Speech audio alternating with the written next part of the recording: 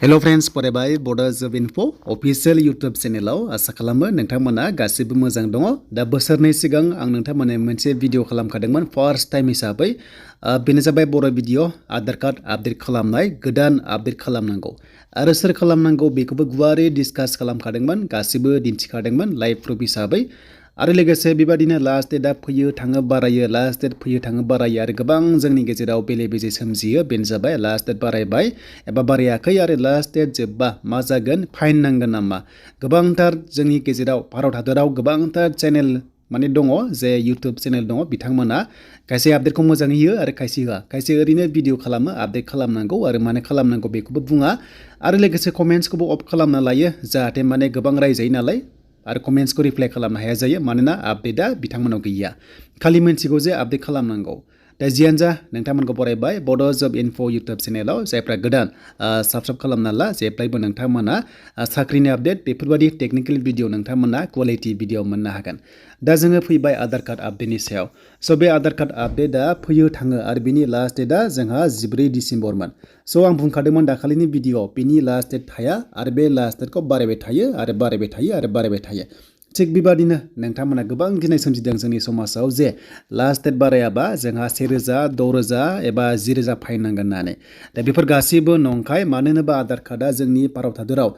खौथि दङ जाय लास्ट डेटखौ जोङो थांफानो हाया देन बेनिफ्राय सोरबायदि खालामनांगौ जायनो 10 निफ्राय 15 बोसोरनि सिगां नोंथांमोना आधार कार्ड खालामदोंमोन नोंथांमोनासो बेखौ खालामनांगौ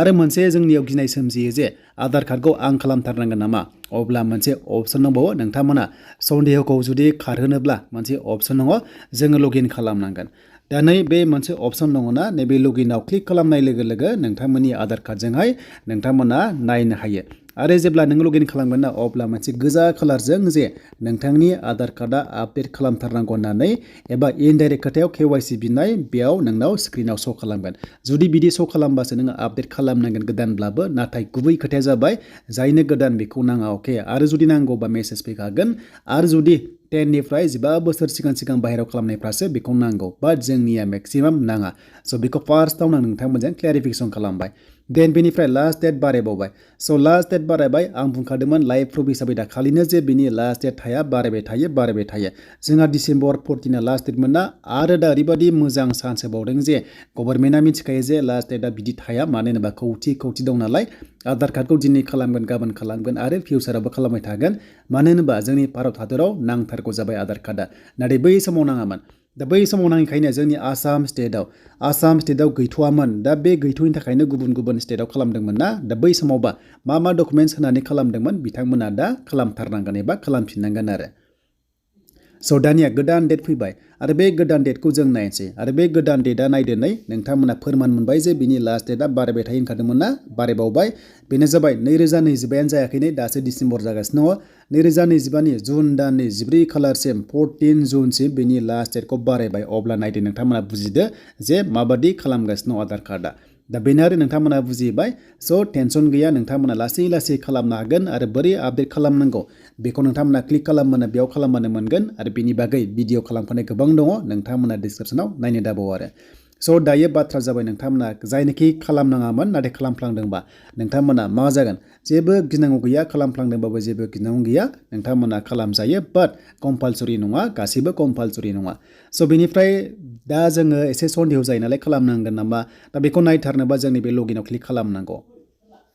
दा जों लगइनाव क्लिक खालामबाय आं नोंथांमोननो खोन्थागोन दा साइडआ एसे बिजि जादों दा जों बेक थांफिननांगोन देन बेक थांनाय लोगो लोगो लगइनाव क्लिक खालामनांगोन आरो खालामनाय लोगो लोगो साइडआ गोबां दिनै बिजि दङ आं गाबोन मोनसे फुल्लि लगइन खालामनानै लाइभ प्रुफ हिसाबै बेबायदि गोजा कालारजों लगइन खालामनाय लोगो लोगोनो नोङो जुदि आपडेट खालामनांगौबा लिरना होखागोन बिनि सायाव नेक्स्टआव गोदान भिडिअ फैगोन फोरमान हिसाबै आरो लोगोसे मिथिखाबाय जे कम्पालसरि नङा एबा बिनि लास्ट डेटआ बारायबाय थागोन आरो बारायखाबाय बेनो जाबाय 14 जुन 2025 सिम बेखौ हरबाय स' भिडिअखौ हानायसेबां शेयार खालामदो आरो जायफ्रा नोंथांमोना भिडिअ नायदों गुबुनाव एसे आन्दायबाय थायोना दिनै क्लियार जाबावबाय फिन खनसेबाव